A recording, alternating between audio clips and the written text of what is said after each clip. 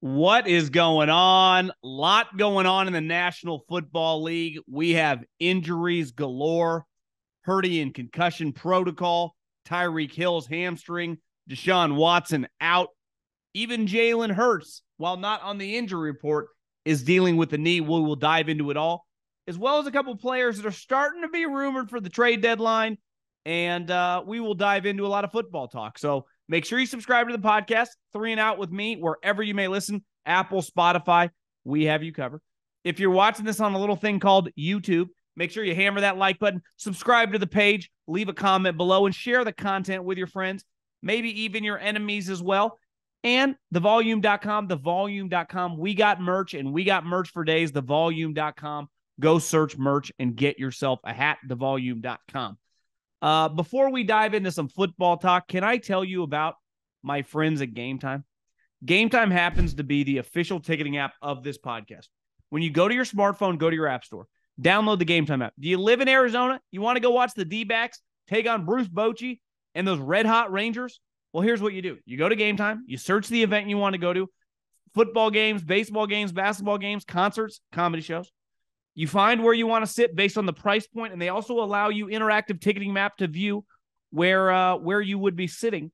And you type in the promo code John. That's my name, John, John, and get $20 off. How do you beat that? John gets you $20 off any pair of tickets.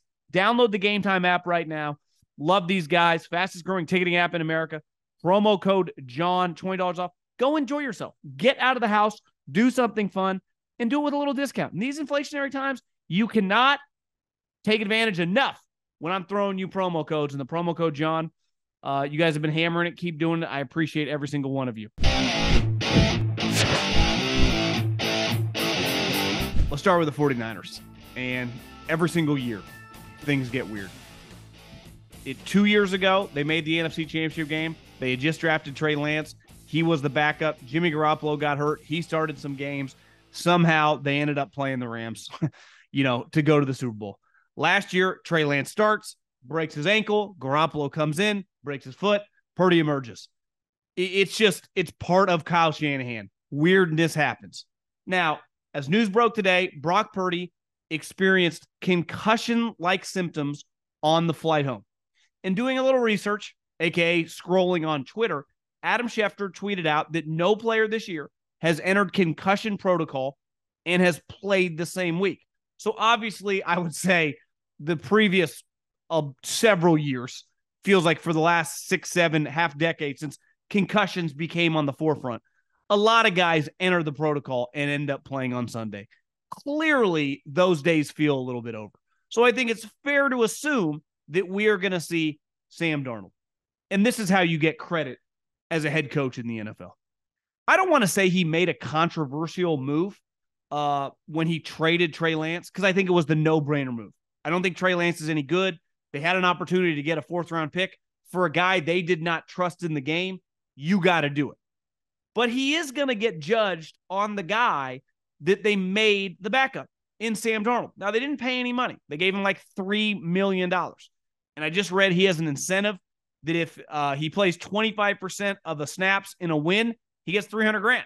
So he can rack up some incentives fast if he plays in games and they have some success. It's going to be hard. They're playing the Bengals off a bye. They've lost a couple games. Deebo Samuel's out. Trent Williams, who knows? So we're going to see Sam Darnold. But this is where you get credit as a head coach. For a long, long time before Andy started rattling off Super Bowls, people thought highly of him because he could win with so many different quarterbacks. And let's face it, Kyle's really just won in San Francisco with 2 quarterbacks, Jimmy Garoppolo and Brock Purdy. Him and Trey Lance did not work at all. He tried with the C.J. Beathard's. He tried with the Nick Mullins. He had no shot, right? They were getting mollywopped in those games. And now, if Sam Darnold starts, which, as I'm recording this on Wednesday, I'm going to assume he does, there's going to be a lot of eyeballs. Because if he can make Sam Darnold look good, this is why we hold the guy to high regard. Even when he has games like he did last week against the Minnesota Vikings, where I thought for his standards, he was pretty shitty. He gets, a lot of young coaches in 2023, and rightfully so. We're like this when we play video games, let alone every coach wants to call a pass. And a lot of coaches are inclined to pass. and can get quote-unquote pass happy. Kyle's the opposite. He's a baby of 1970s and 80s football because of his father, and he's addicted to running the football. And he got Christian McCaffrey, and he can't quit the run calls, which I don't blame him. Most times they work. But sometimes, like last week, spread that thing out and sling it around. Now, I'm fascinated to me what Sam Darnold would look like in this offense. I was really intrigued this offseason when they got him. And I think a lot of times most players can't create a franchise, right? Peyton Manning could have gone anywhere. He would have resurrected them. That was how talented the guy was. Hell, Andrew Luck, the Colts were in shambles. Immediately went from 2 wins, led them to the playoffs. Those guys are very, very rare. Most quarterbacks, even the talented ones, can't overcome dysfunction, lack of talent. You need help. Now, I'm not defending Sam Darnold because for basically 4.5 years when he played in the NFL, he was not good. But he also wasn't exactly playing for Belichick and Andy Reid. He got Adam Gase, which, let's face it, everyone made fun of. And then he went to Matt Rule, who got run out of town and went back to college, which is where he belongs. And the simple reality for 99% of us, the talented, the average, the below average, we're very dependent on who we do business with, on where we work, on who we work with. There are only so many guys that are Elon Musk and Steve Jobs and are just, a wrecking ball of success. No matter what, they're going to figure it out. Most human beings, I would include myself, and I would imagine many people listening to this, even if you're very successful financially, you need a lot of help along the way. And a lot of help sometimes is luck, right? Who hires you originally, who you get to work with when you're young. And then as you get older, you create a lot of your own luck. But we're all dependent on others. And I think Sam Darnold, so far in his career, the others he's had in his life have been really, really shitty from a football standpoint when it comes to the National Football League. There are no excuses now. If he gets the opportunity to play on Sunday, even with Deebo Samuel out, like you get Ayuk, you get McCaffrey, you get Kittle, you get Juwan Jennings, if Trent Williams plays, you get Kyle Shanahan. Like it's time to show you're a pretty good player. So the pressure now shifts to Sam to prove that I actually was kind of good.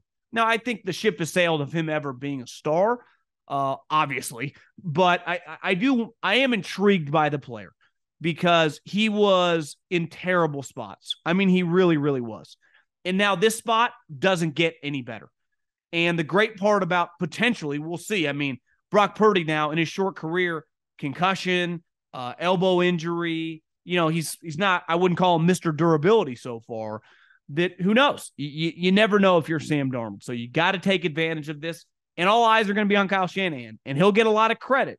He just will if Sam Darnold looks good. And if he looks bad, that's part of the deal with the position you're in. Criticism's going to fly.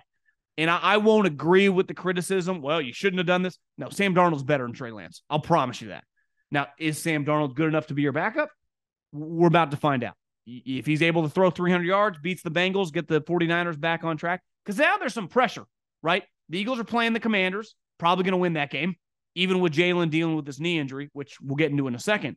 But the 49ers, you got to hold serve, and you got to do it with your backup quarterback, a guy that you handpicked. And I said it from the moment they signed him. Trey was done. He was dead man walking. Sam Darnold was going to be the backup. Well, Kyle gets what he wanted. And ideally, I don't think he wanted, obviously, Brock Purdy to get a concussion. But the reason you signed him, because if he has to play, that's the guy you want to have to play as your backup. All eyes on the 49ers now to see how Sam Darnold looks. NBA fans, the wait is over. Basketball is back, and DraftKings Sportsbook, an official sports betting partner of the NBA, is celebrating with an unbeatable offer. New customers can score $200 instantly in bonus bets for throwing down $5 on the NBA. Win or lose, it doesn't matter. You'll start the season with an instant dub. And with DraftKings parlays, everyone's got a shot at even bigger basketball wins. String together multiple bets from the same game or build your parlay across multiple games for a shot at making your payday even sweeter. Basketball's more fun when you're in on the action. Download the DraftKings Sportsbook app now and use code JOHN. New customers can get $200 in bonus bets instantly for betting just $5 only on DraftKings Sportsbook with code JOHN. The crown is yours. I have no problem with the tush push, with the brotherly love shove, whatever the hell you want to call it. If it's in the rules and you do it, Godspeed. Good move. That's smart business. That's good football coaching. But I do, like, the more and more I've watched it, the physicality of the play, and the more and more these defenses have guys flying at, the offensive linemen, let alone the quarterbacks, it feels inevitable that someone is going to get hurt. Now, I don't know. Jalen got hurt last year with his shoulder running down the field. Obviously, this knee injury could just be wear and tear. But I do wonder, and I don't blame them for continuing to go back to the tush push. It works. It gets them first downs. But can you constantly have that level of violence with a quarterback who is very strong? So it's easy to justify. He squats 7,000 pounds. He's the strongest guy in the league. It's a no-brainer to go to him. I would too. But you just have to ask yourself, you're paying him $45, $50 million. You're all in on this guy, and rightfully so. Is it risky? Is it something that you want to keep doing consistently? And obviously they're going to do it as long as it works, but will it have a negative result eventually? Will it have a wear and tear on a player who your whole franchise is hinging on, right? If he can't go, if he ever gets injured and has to miss a game, there is no guarantee, even with how good their roster is, they can win a game with Marcus Mariota. Definitely based on what we saw in the preseason. Mariota looks shot. He looks awful. So I do wonder if those are conversations, just big picture. Does this play get too violent for a quarterback that we're paying all this money and we're so tied to? So it's just something to keep an eye on. And just big picture, I mean, the health of Jalen's knee. This is the second year in a row that, a guy that is built like a fucking tank is just dealing with something. And this injury, obviously different from last year, is happening earlier in the season. But it's definitely just, now the two teams in the NFC that we're all picking to represent the conference in the Super Bowl have some quarterback. I mean, the Eagles, this guy's going to play, but you got to wear a brace on your knee. It's not an ideal situation. Speaking of not ideal situations, I said this a couple weeks ago when, everything was going on with Deshaun Watson and he wasn't playing. Once we dove into the numbers earlier this week and saw the contract, how it changes starting next year, and they will lose over $43 million of cap space. The time is now if you're the Cleveland Browns. This is the best team you are going to have, unless you hit on, ton of late round picks who become impact players for the next 2 or 3 years. This is as good as it's going to get. Some of the guys on this team will not be able to play next year for the Browns because of financial constraints. So you got to take advantage of it. And before we knew Deshaun was dealing with, the shoulder injury and things were getting weird, he did not have to play like I think the guy that they thought they were getting when they made the trade last year. Because when they made the trade for all those ones and they gave him $230 million, and the reason they gave him $230 million because that was the only way he was coming there. So did they want to? No, that was the only way they could get the player. But at the time, his value to the rest of the league was probably, $160, $170 million. He was still highly valued. There were a ton of other teams, the Saints, the Falcons, the Niners were sniffing around. Everyone wanted the guy because people viewed him as, a fringe top 5 quarterback. I always thought that was a little bullish, but he was clearly pretty good. He was a really, really good playmaker. I think when you dove into like truly watching him and especially diving in to some of my buddies that were scouts, he was never a dominant pocket quarterback, but a lot like Russell Wilson, he was elite at scrambling, keeping the eyes up and making plays outside of the pocket. He was just a great instinctive playmaker. And he was young, athletic. Before everything that happened off the field, he was viewed as a high character guy. People really liked him. Obviously, things are completely different now. And listen, I don't know what's going on with the Browns. I don't know anyone in that organization, but there's no way to argue otherwise. This situation has gotten weird. Even if this injury is 100% valid and his shoulder is all fucked up. Obviously, Brady Quinn and Quincy Avery are arguing on the internet. Quincy is Deshaun Watson's quarterback coach, represents a lot of other quarterbacks that he trains in the offseason. I always think anytime, it's one thing when you support a guy with no question marks and people are talking shit about, Totally understand that. Like if you're Dak Prescott's guy or Kirk Cousins' guy, when you're in Deshaun's camp, it's like, yeah, you're there for the cash. Like, don't get it twisted. So his agent the last couple of years, Quincy Avery, it's like, you guys are kind of on an island here. Like, this guy tried to get with every single massage therapist in the state of Texas, doing some weird shit. Like, that's really the guy, the hill you're going to die on. Now, I'm not saying Brady Quinn is completely right, that the Browns say that his shoulder's completely healthy and Deshaun says that's BS, it's injured. I don't know. Honestly, I don't even care. I'm just red flagging the situation. And now the simple reality is he's not playing this week. So basically for 4 straight games, they're going to miss him. I know he started last week, but he didn't last long. And then the previous 2 weeks, you had PJ Walker and DTR. The Browns have a major, major problem because they are built to make a run this year. And they cannot do that with PJ Walker and DTR, even though somehow they have won 2 straight games, essentially with PJ Walker starting them both. That is not going to continue, right? The defense has to be like 85 Bears level, and they're damn good. But that is not a sustainable model. Shitty quarterback play, elite defense. Like those days are kind of over. Too many good offenses. And you can't put that type pressure on one side of the ball. That's not how the good teams in the NFL are built. You got to have much more balance. That's why they made the trade for Deshaun Watson. Because they just needed, a top 10 quarterback. Honestly, if they were just getting top 15 quarterback play, they'd be a 13-14 win team. I don't even think that's debatable. And now you go, who knows? Does this lead to him eventually going on IR? Would they find themselves in a position where they try to trade for Kirk Cousins? But if you're Kirk Cousins, you want no part of this. It's just too risky, even though the team's pretty good. Just the organization historically could go weird, even though Stefanski. So the Browns find themselves in a troubled spot. They really do. Like they are so in bed with this quarterback and this contract and this situation that they got to make it work. And it already feels like not everyone's on the same page. And even if they are on the same page, let's just say my gut and my spidey senses say I'm wrong, that this guy, they're wasting the best year they're going to have with him in terms of financially his impact on the team. Next year, he gets really expensive, and he's barely playing this year. He hasn't been good in like 4 years. So all of a sudden, 2024, when you got to get rid of a bunch of guys because you can't afford them, you're going to expect this guy to be better than he has been? That seems like an extreme. So I feel bad for Browns fans because this team feels like your classic kind of Ravens Steelers team of like 10 years ago.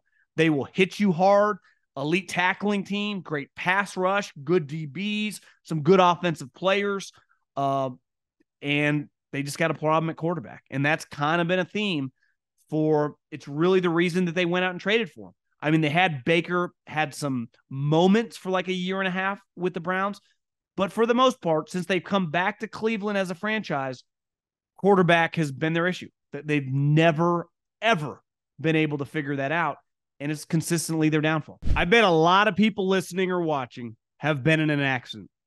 I bet a lot of people have been into an intense car accident. And let's face it, not knowing who to call for help is hard.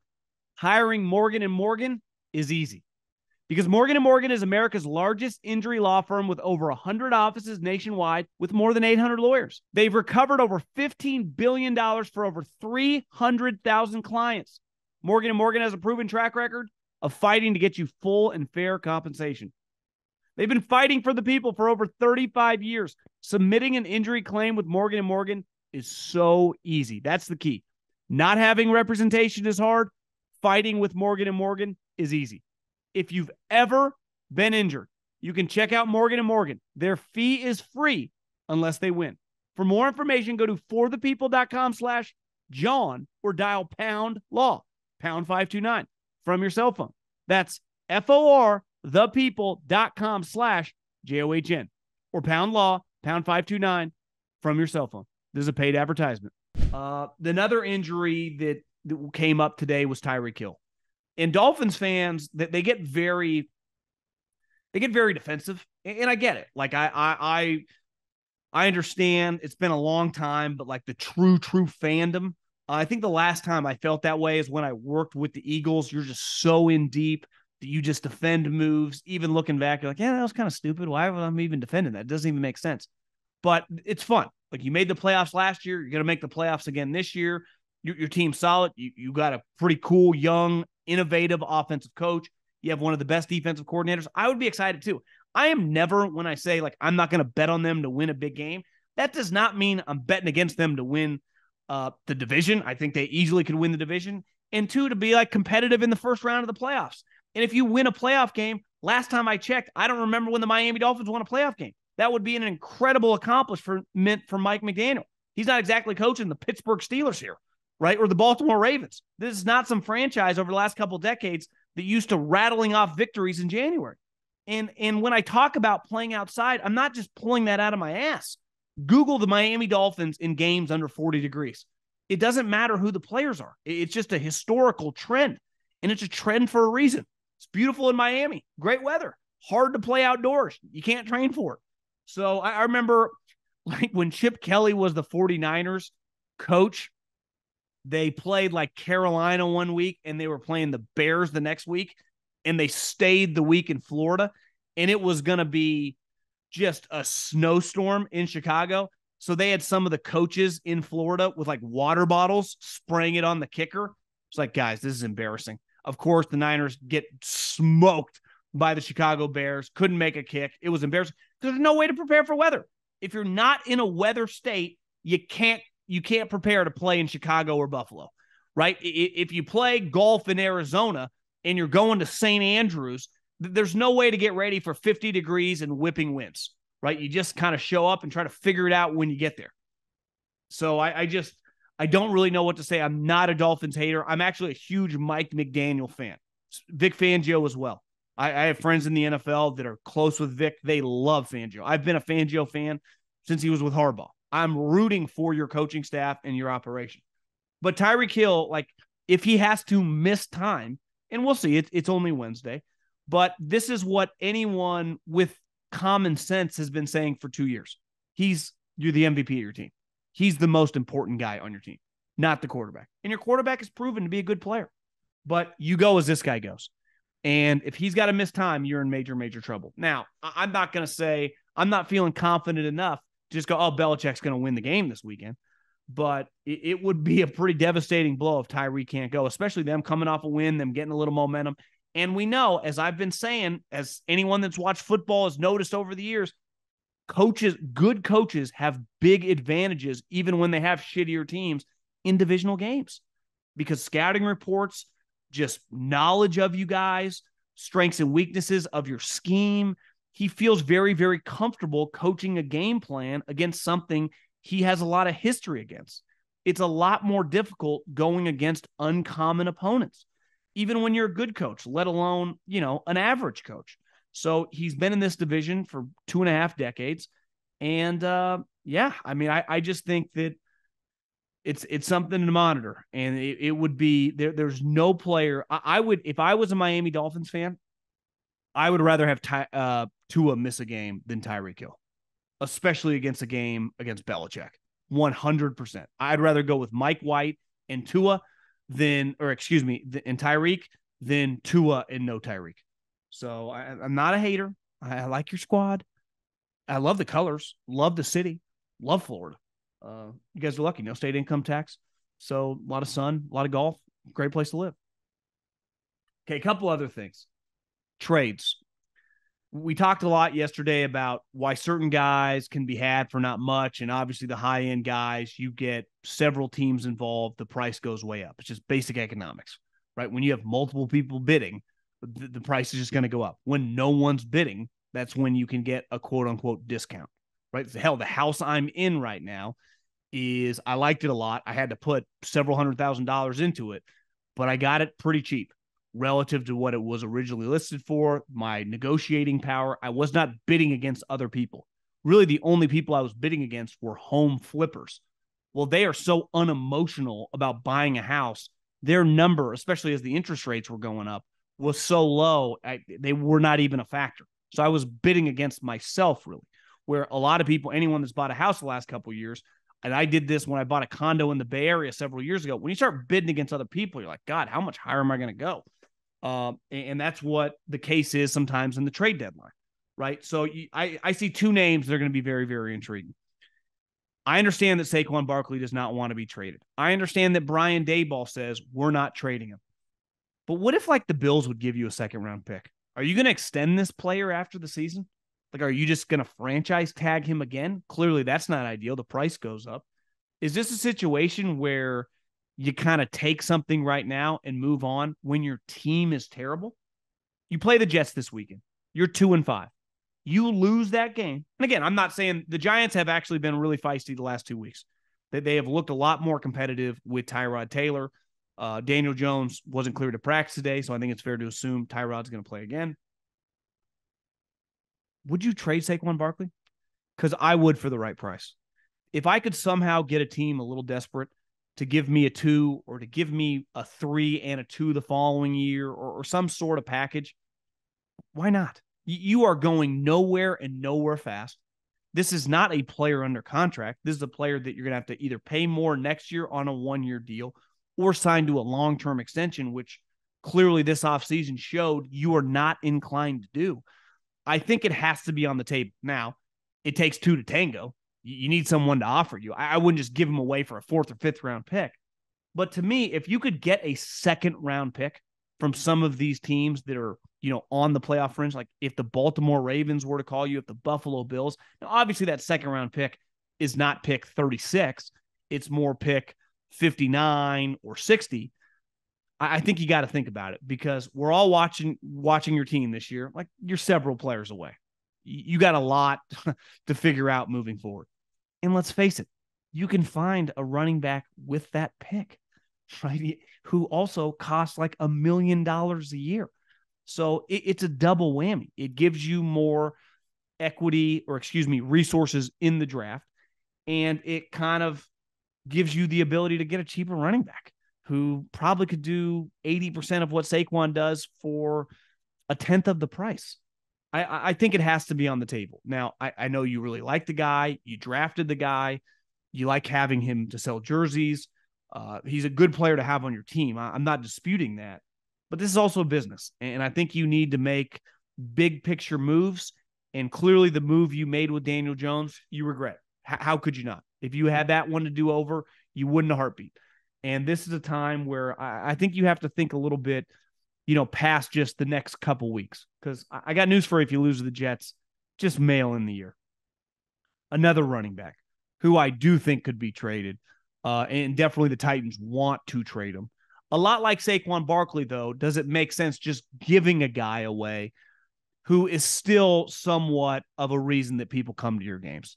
Because the hard part, like in the NBA for the last 7-8 years, teams constantly tanked. They did not give a shit if you bought a ticket and came to a game, just like kind of a middle finger to you. I saw the television ratings on opening night. They're not good. So you can only say F you to your consumer and your paying customer so many times till eventually they tap out, till eventually they say, yeah, thanks, but no thanks. So part of being a business, and you can make this argument with Saquon as well. If we're going to win 4 games, at least if you're coming to MetLife, you get to watch Saquon Barkley. And obviously Derrick Henry with the Titans, who has had a much more illustrious, powerful, and record-setting career, that it's hard to pass with a guy like that. But after you trade your team captain a couple days ago for basically a bag of peanuts, I do think if you could get, I don't know, like a 4th and 5th round pick for Derrick Henry at this point, he's not going to be on your team next year. That much is true. You are going nowhere. You're starting Will Levis this week. Sometimes it does make sense to just wave the white flag.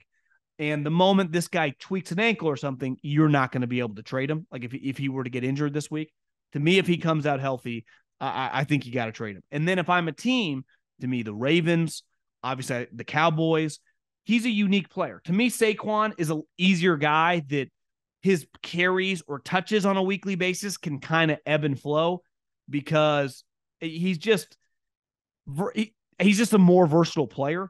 To me, Derrick Henry is your classic 1970s, 1980s running back. Like a lot of times, especially the last couple years when you've watched him, he can have 120 yards, but a lot of that comes on 2 or 3 carries because he's getting 18 to 20 carries a game. Now, a lot of teams aren't really operating like that. it's easier. Like Saquon could have an impactful game with 9 carries and 3 touches. It feels like, and listen, I'm not trying to be hot takey here. It's a little harder for Derrick to play like that. He's much more of a accumulation over the course of a game and kind of wear you out and kind of get going over carry after carry after carry after carry. And eventually he's going to break a bigger run. And I do think that hurts his value a little bit. And he's never been known. It's not because he can't, catch the ball, but I don't think he's viewed as like a great pass catching back. This isn't Christian McCaffrey or Alvin Kamara. So you're basically trading for him to be your starting running back. And for him to be an effective starting running back, you got to give him X amount of carries. And that's something I would imagine a lot of teams are talking about. You technically, this contract's over after this season. He'll be a free agent. You don't owe him any money. So you're basically just a 1-year rental. I do wonder if it would be very hard for the Titans to get a 3rd-round pick. Now, they just proved that they traded one of their best players over the time with Derrick when they've gone to the playoffs several times for not much. So would they do the same thing to here and just try to gather and accumulate draft capital? I think that has to be on the table now that they have a new general manager. I just wonder if when he is traded in the next 4 or 5 days, probably come after Sunday, I would imagine, if people go, wait, you just got Derrick Henry for a conditional 4th? It's just kind of the way the league works in 2023. You might be a pro when it comes to what you do, but we can't all be pros at everything. Take home repairs, remodeling, and renovations. That's not something you want to trust to anyone but a skilled professional. Angie's List is now Angie. Connect with a local pro, tackle jobs big and small, inside and out. Decks, leaky faucets, maybe redoing a kitchen. I know I can relate. It's not easy and you want people you can trust. The Angie app offers robust tools so you can research and connect with local pros who come highly rated and recommended by people right in your neighborhood, all with a few taps of a button. Download the free Angie mobile app today or visit Angie.com. That's ANGI.com.